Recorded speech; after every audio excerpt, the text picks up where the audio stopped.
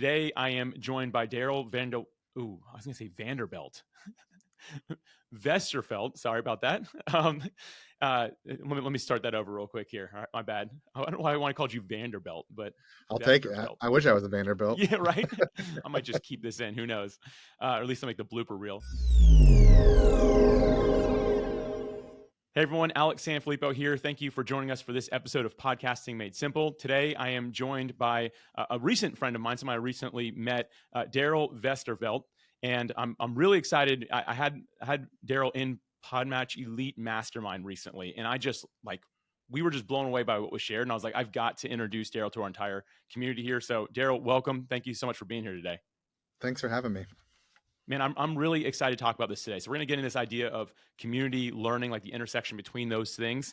And before I do that, though, I was looking up a lot of your background, and you do a lot of cool stuff. So I encourage everyone go take a look at what Darrell does. I'll let you do it in your own time, but I'm going to let you talk about it a little bit here because what I'm really interested is how you ended up from all these things that you've done, how you ended up deciding that becoming the VP of growth at Mighty Networks was like the thing. So if you don't mind, just give us a little bit of background and how you ended up and why you ended up where you are today. Yeah, so I started blogging in 2004, and I've been doing it for a long time. And a couple years into that journey of blogging, I became wildly obsessed with the idea that you could gather attention all over the world from a dorm room in college, which is basically where I was at in 2004. And I remember I was writing some notes on a WordPress website, and one day I looked at the analytics and I was like, wait, I don't know anybody in South Africa. And come to think of it, I don't know anybody in Germany, but people are reading my content. I just became obsessed with this idea of creating content online could reach people all over the world. So I basically decided that I wanted to dedicate my entire career towards that direction, and I basically did that.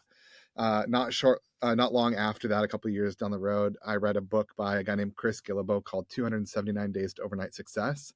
And I realized that you could actually make an income blogging. And so I just became wildly obsessed. Essentially never had a real job and just worked in the space of blogging for a long, long time. I then started building websites for myself and for other people. And I started a little agency.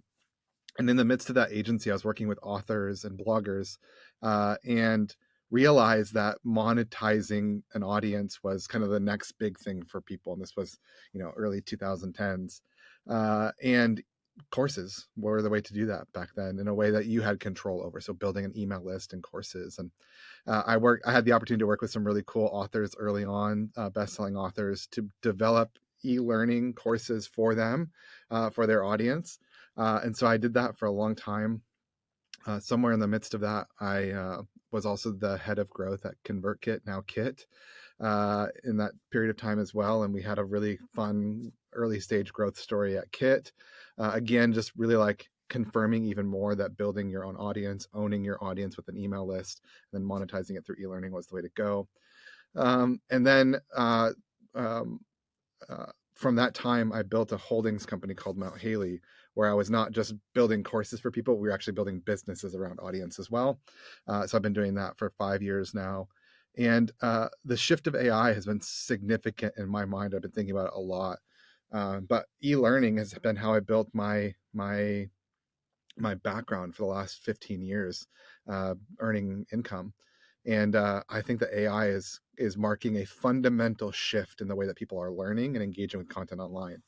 And so I met Gina about a year and a half ago from Mighty Networks, and I heard her talk about community and the future of community, and it clicked.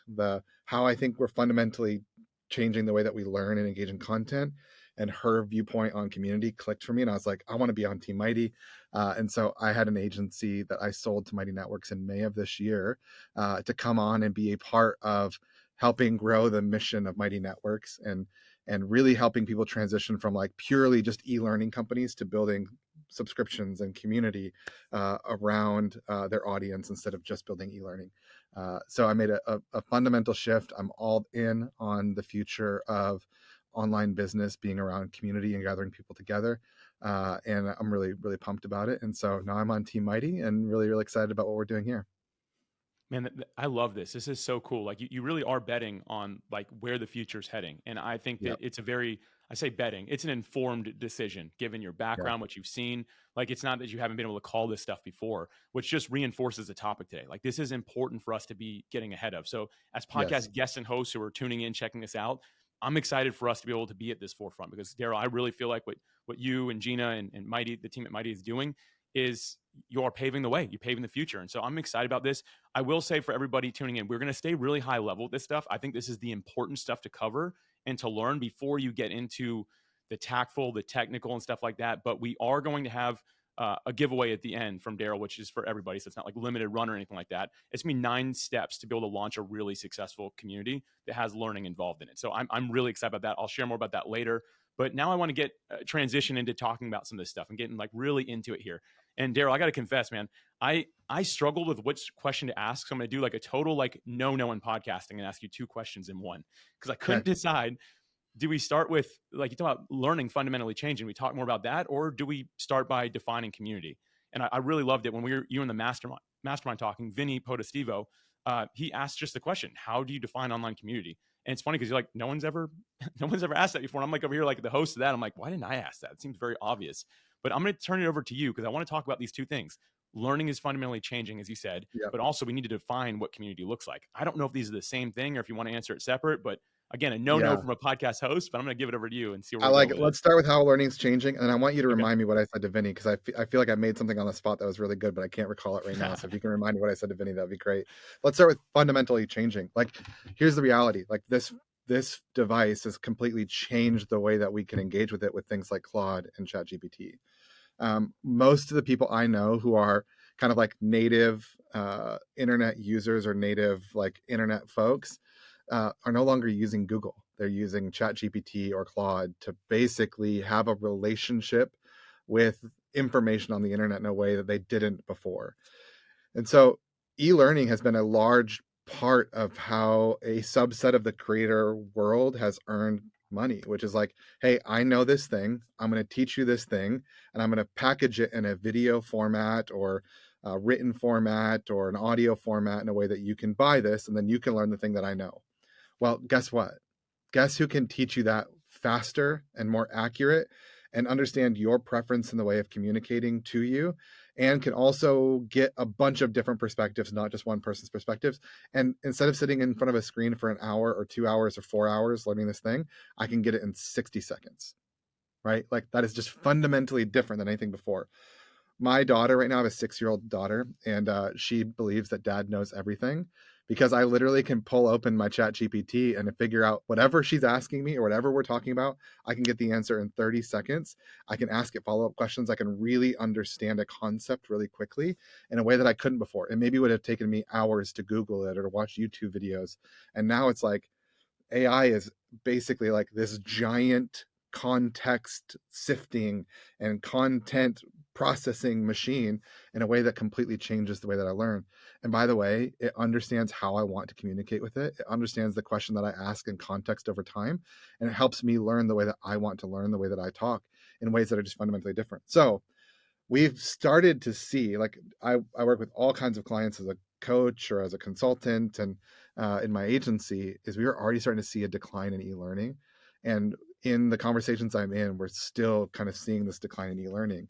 And I think that it's just a fundamentally different way of engaging in content, because I don't want to sit down for 2 hours and watch your video course anymore. It's just not helpful to me.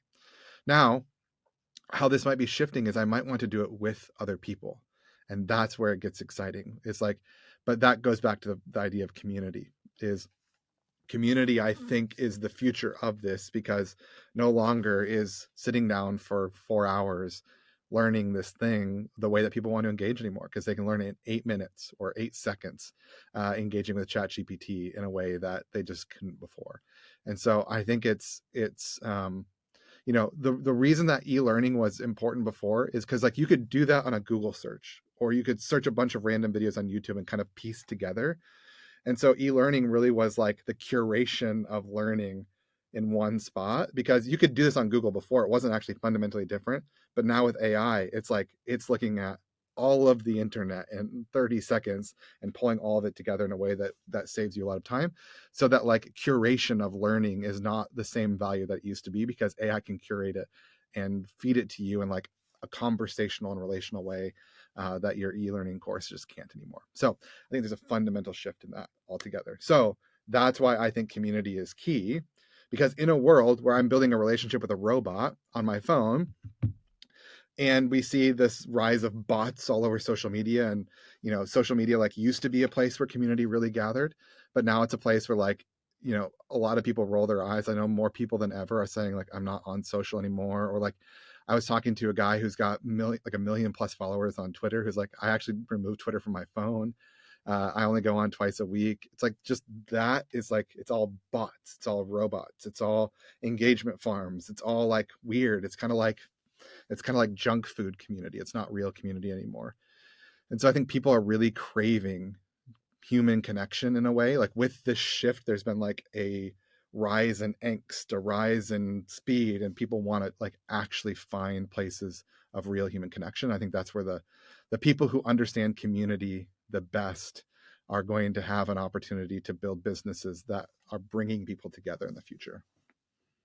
It's so good. And when we were talking about like defining community, what I kind of ended up with, I went back and rewatched the replay of that because I was like, okay, how do we do this? Ultimately, it came down to this: it's a set group of like-minded people that want to accomplish a similar result in their life or in their work, and Yeah. that's kind of like how it was. I don't know if you want to add that definition at all, but that was kind of what Yeah. I summarized from it. Yeah, that's exactly right. Seth Godin was on a summit that we did earlier this year, and he said the phrase, as only Seth can do, is people like us do stuff like this. And I think that's what community really is. And what I think is so part of the reasons that I'm a big time Team Mighty is because the way that Gina talks about this kind of what community is and the frameworks of this are really important. In business, we've often talked about the idea of a niche, right? So what's your niche? All right, my niche is 35-year-old podcasters in the Midwest. It's like, that's kind of weird. Like we're getting into weird psychographics or demographics. And it's like, that's not really how the world works. It's like, and so the idea of like, what does it mean for people like us? What does that actually mean? And the way that we talk about it is, what is the transition that somebody is going through? And I think it's a really interesting way of thinking about it. So if the transition is, I want to become an expert at a thing, or I want to learn a thing, I want to generate a skill, or there's a life transition. I'm becoming a parent, or I'm losing a job, or I'm retiring, or whatever. Like there's transitions that happen there, kind of like life stage transitions. And then there's like, one of my favorites is this community that we have on our platform called the Slow AF Run Club. And the transition, the people like us, the transition people are going through is, I love to run, but I'm not a marathoner. I'm not going to be the guy at the front of the pack. I'm actually the guy at the back of the pack. But I love running. And there needs to be a group of people like us who are like, we're not trying to like get the best split time. It's like, we're just loving life at the back of the pack. And so he said, I want to create the best party for those at the back of the pack. And so it's transition. But then it's not like, people who are at the back of the pack of these running clubs, they're not just all 35-year-old white guys in Minnesota. They're also like moms, they're male and female, they're different races, they're different cultures and backgrounds. And so it's like when we think about a niche, we're not thinking about like weird demographic or psychographics. We're thinking about like this transition that people are going through. And in that way, it's a way better way of thinking about who our people are, like who's the like us. And I really love that framework of the transition that people are going through versus just like the like age they are or the background they have or how much money they make in a year. It's like, well, it's so much more nuanced and complex than that. And so it's people like us do stuff like this. And the stuff like this is how we think about it is the framework that we give here, Alex, is what's the best year ever. So if we engage with this person now, a year from now, they just had their best year, what does their life look like? And then how does our community create that for them? So that transition that they're walking through, if they are a year from now saying, this was the best year of my life, how do we, as the host of that community, create that for them? Is that learning? Is that events? Is that conversation? Is that connections to other people? And so building a community where we're fostering that kind of transformation in the midst of that transition is absolutely key to what we're building here. So, but it's not just you coming here and learning something. It's not just you, it's like doing it in the midst of the people like you. And so, how I think about this often is there's a reason that CrossFit or people who are vegan or people who are carnivore diet, it's like those are the most insufferable people in the world. It's not because they just like are super annoying, but it's because a group of people had a real life transformation, and those people can't help but talk about the transformation that they're in. It's like, CrossFit changed my life. It made me a healthier person. It made me like, I used to be this and now I'm this. Vegan, it's like I used to be overweight or slow and sluggish, and now I'm healthy and happy and I've got all energy and vibrancy. Same for the carnivore diet. It's like when you can help foster a transformation for somebody in that best year ever idea in the midst of community, that's where real magic happens. And you create this environment where like people can't help but recruit on your behalf into the community, right? Like, I don't think that CrossFit gyms are like giving out rewards to people for talking about CrossFit. I think people are just doing it genuinely because it's like, I'm a part of a group of people who are on this quest together. We are in this transition, like in this transformation, and I can't help but talk about it in a way where it's like everybody in my world knows that I'm a part of a CrossFit gym. Or the new one is like jujitsu guys, right? Like if you know a friend who's into jujitsu, it's like that's all they talk about. And so I think that's what we're talking about here. It's like in the midst of those communities, it's like there is learning, there is connection with others, there is conversation that's happening. All of that happens in like a very beautiful environment, and the people who understand how to host those kind of environments, I think, are going to be building the most impactful and lucrative online businesses in the next 10 years. You know what? I'm just going to start this today. Everyone here who's hearing this, watching this, however you're consuming it, you know someone who does CrossFit. You know how much they talk about it. Go give them a hug. They probably need a hug. They need a hug. I got a bunch of CrossFit friends, and I was like, "Alex, come to CrossFit." And they're like, "No, never." But I'm going to give them a hug next time I see them. So they probably need it. Listen, I was thinking about this idea of transformation, and I went back to a talk I gave years ago, and I said this quote, and I actually wrote it down. But I said, "The information age is behind us. We've entered the transformation age. The human Yeah. brain is no longer desiring information. Instead, it's craving transformative direction from whom it trusts." And I really think that like captures the essence of what you're saying here. And if I can just give a quick example of me actually seeing this in action. Shortly after you came into PodMatch Elite Mastermind and spoke, Darrell, I went to a podcasting conference, one of the big ones, and I'm always looking at the pulse. Like, what is the culture like here? Is this changing? Like, what's going on here? And so I talked to as many people as I can. What I realized is that the rooms were empty, not because there wasn't people there, because the hallways were full. People Mm. wanted to learn together. They wanted to hash out what they had going on. They wanted to be in a little circle. And it was this reminder of some speaker said this years ago. I'm blanking on who it was, but it's that community is formed in circles, not in rows. Yep. And people are now learning in these circles. And I think that when I was looking at that, I left saying, you know what, this is changing. Like, this big conference is probably not going to be here forever, or at least looking the way it does now, with sessions happening every 15 minutes, separating everybody they possibly can instead of bringing them together somehow. And so Yeah. I think this brings up a question, Darrell, that I want to kind of transition into. But how do we get people excited to be in our communities?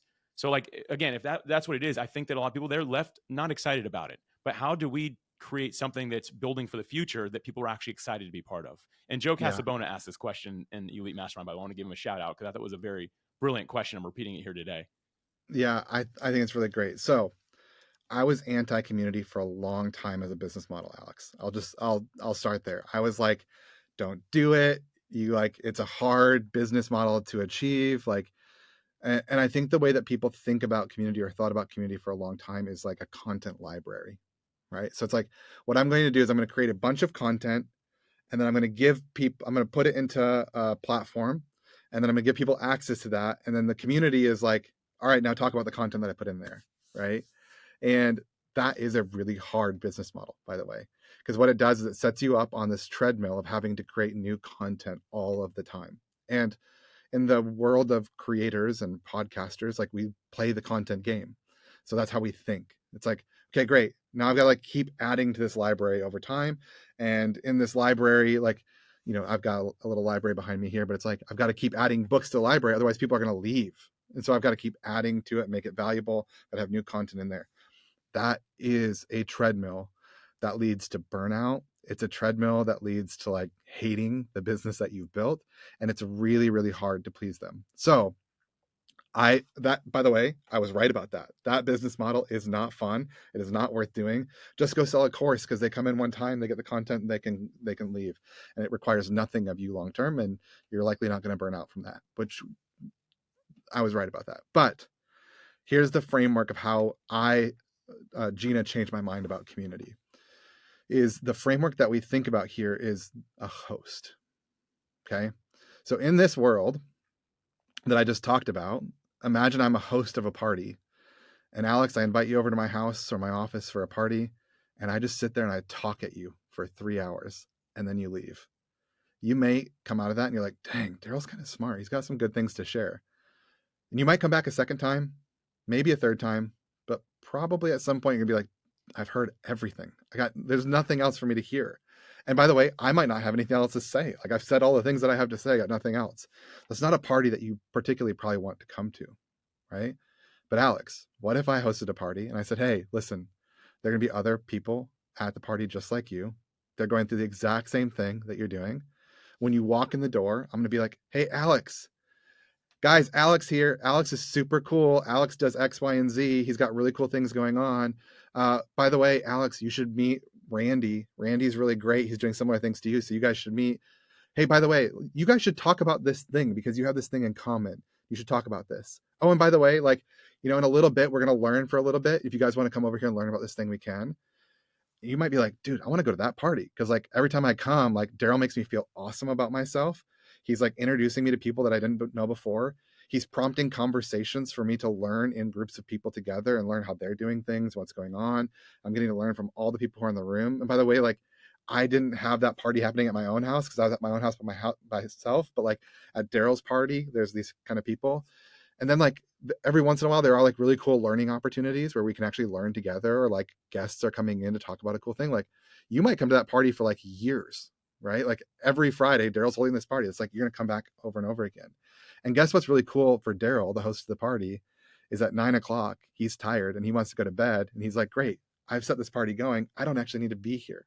So I can leave and go to bed, and the party keeps going on without me because it's not about me. It was about the environment that I've created. And so that's how I think about community, or we think about community, is like we want to host the kind of party that people come to over and over again because they're meeting people just like them. We're prompting conversations for them to have that they wouldn't have in other places. We're creating opportunities for them to learn and to engage at events they wouldn't otherwise be able to. And that's the kind of community that doesn't require you to be the hero of that party over and over again and have to constantly be on this treadmill of creating content over and over again. And that's like what we're going to talk about is this 9-step community design framework that we built. Gina's built this framework that is like mind blowing. I've been with the team for now 6 months, and I still, every time I engage with it, it's like, that's the exact way of doing it. It's the exact framework of what it means to host that kind of party or that kind of community is key. But that's the kind of thing that's real. That's the kind of thing that's long lasting. And what we've learned, Alex, is that memberships and communities that are based on content alone, people churn out 3 times faster than the kind of communities where they're meeting other people, they're connected, they're having conversations, and that learning is still happening, but it's just happening in the context of the bigger party versus just coming in and listening to the hero creator, the hero host, just talking and talking and talking and talking. And everybody's winning in that scenario. I really, this reframe again, so key, so important, because now instead of saying like I'm the hero, it's the Alex show, right? Like it's no longer that. It's like, hey, I'm the facilitator, I'm the host, I'm the lead connector here. And at the end of the day, we're here for transformation. And it helps each of us focus much less on what they get, because I see a lot of podcast guests and hosts. They're like, cool, I'm going to build out some sort of community. They immediately go to I'll just call it the air quotes here, but the what they get. And so here's the 3,000 things that are involved if you join this community, instead of it just being really the key, like of, hey, I like this Yeah. Alex guy, I like this Darrell guy, and I think that they know other people that I would like to know as well. I would like to be able to be part of that. Do you see most people focus too much on that? Like, am I right in saying that? When you tell me the 55 courses that you have and the 37 PDFs that you have, that's a ton of work. And so like when you're asking me to sign up for that, it's like, wait, so I've got to do a bunch of work of like sifting through and sitting down and watching. There's a lot of work to do, right? That's a lot. So it sounds like you're asking me to pay for another part-time job, and I'm not super interested in that. And so I like the idea of like, well, we're doing it together, right?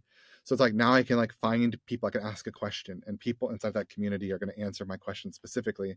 And I don't have to sift through your 37 PDFs and your 55 courses to figure out the answer. It's like I'm just engaging with people who are living it and doing it at the same time, and I get to engage in that way. And that's a way more enticing thing for me, where it's like, well, I don't have to sit here and like sift through all of your content to get there. It's like we think that's the idea, but imagine walking into a library and having to find the content that's useful for me, or walking into a group of people who are doing it and living it and going through it as well, and asking the question, and somebody just gives you the answer. And maybe they walk you to a part of the library where it's like, hey, this actually is an important piece of information, but instead of you like trying to sift through like pulling down book after book after book trying to figure it out, it's like there's a group of people who are like, oh, I've done that before, let me tell you how I've experienced it. And that is way more valuable than just like, hey, here's a bunch of information, hope you figure it out, good luck.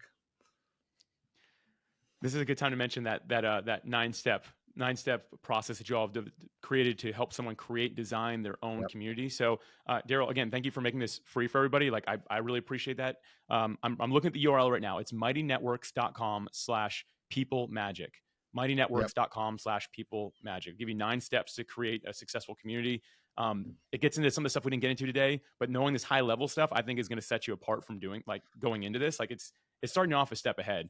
Yeah, for sure. This is going to get into like, like the theory of like your ideal member. It's going to get into the transitions that we talked about. It's going to get into the best year ever, the big purpose. That's kind of like the high level stuff. But then it's going to get really into like what you do monthly, weekly, daily inside of the community to really build engagement up. It's going to talk about offers and pricing. So it really hits on all the things. Like when you go through this 9-step framework, like you will really kind of, it'll click into you like what you're trying to build, and it will really equip you with the how to. And it would take me probably 9 to 10 hours to go through all of that stuff, but we've done it in a bite-sized way that's really easy for you to get access to that and kind of see the like boots on the ground, the rubber meets the road version of what this means.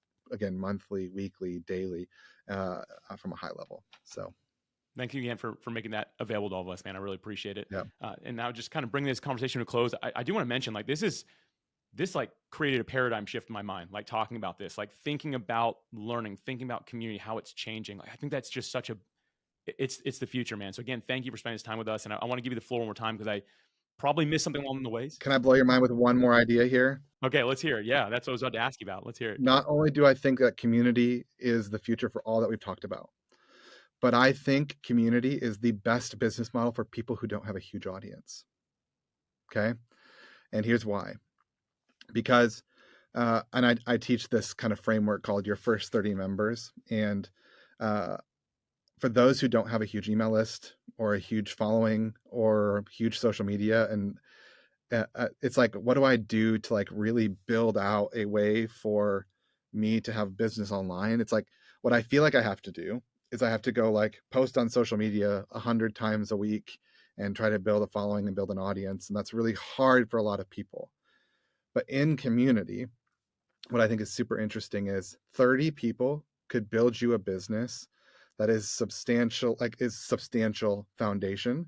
So imagine the average network at Mighty Networks is $49 a month. If I have 30 people inside of that network, I think the math comes out to something about $17,000 a year. So if I can find 30 people, I follow this framework and I find 30 people in my network, I built something from zero to $17,000 without needing to have 300 purchases or 3,000 purchases. And $17,000 really kind of gives you the momentum and framework and foundation of something really key. So if you follow this framework, you have to have 30 people say yes to this framework, get on board at that $49 a month price point. And now you've got something of substance right away. You don't have to build an email list. And what I really recommend people doing is like, you can really start with your personal network and building this out. Now, a lot of people will be like, oh, I don't have a personal network. And I like to say, pull up your phone. Alex, I'd be curious for you to do this if you have a phone nearby. Pull up your phone, open up your contacts list, go to the very bottom of it. At the very bottom, it will tell you how many contacts are in your phone. Like I have 1,400 people on my phone. It's like, do I think of that 1,400 people? And maybe you have 300 or 400. can I find 30 people in my phone contact list, in my LinkedIn connections, in my Facebook friends, in my Twitter followers, my Instagram followers? Can I find 30 people who want to experience the transformation as a part of my community? And it's like, you don't have to have a massive email list or a massive social following to get started. Just getting 30 people in the door is, in my opinion, it is the best and easiest way, with just a handful of people inside of the network that you already have, to build a business that is substantial right out of the gate.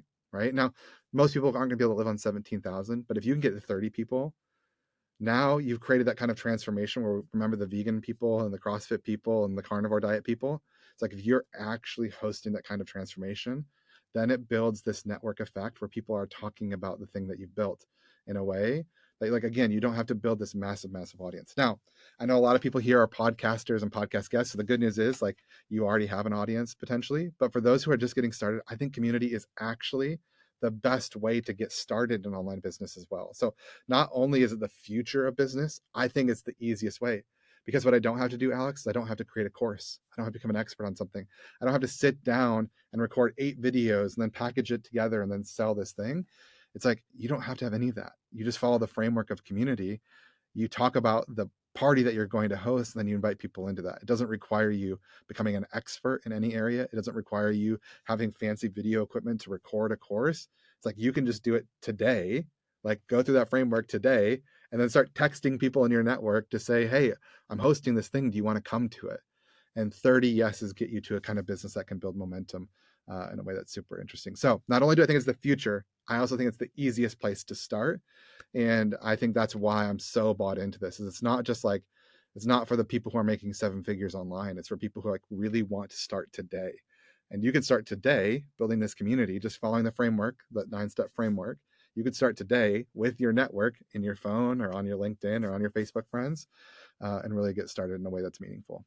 What a great actual way to end this today. Darrell, I just want to say thank you again for your time. Thank you for paving the future of community, learning, and business, it seems, as well. So, man, I just really appreciate the time today. So thank you for being here with us. Thanks for having me.